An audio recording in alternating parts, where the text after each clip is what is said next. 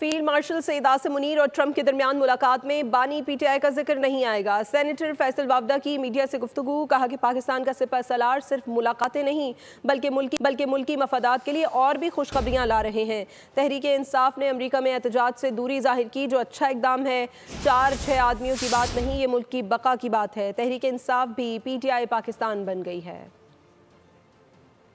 के बारे में आप लोगों सबको 2.5 महीने पहले बता और ये एक जंग जीते हुए सिपह सलार कामयाबी से भरपूर है और पाकिस्तान के 25 करोड़ लोगों का फ़ख्र है। और ये महदूद से मुलाकातों को नहीं देगा। ये मेरे ख्याल से if I am not wrong, ये पाकिस्तान की रीसेंट हिस्ट्री के पहले चीफ हैं जो प्रेसिडेंट से मिल रहे हैं अमेरिका के। और इसमें किसी किस्म का कोई डिस्कशन इमरान खान साहब से रिलेटेड नहीं आएगा, ना होगा।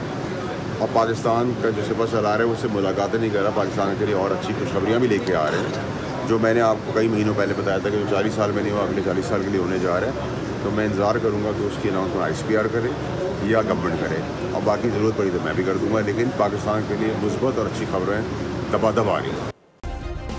सब्सक्राइब करें और बेल दबाएं ताकि कोई खबर रह न जाए।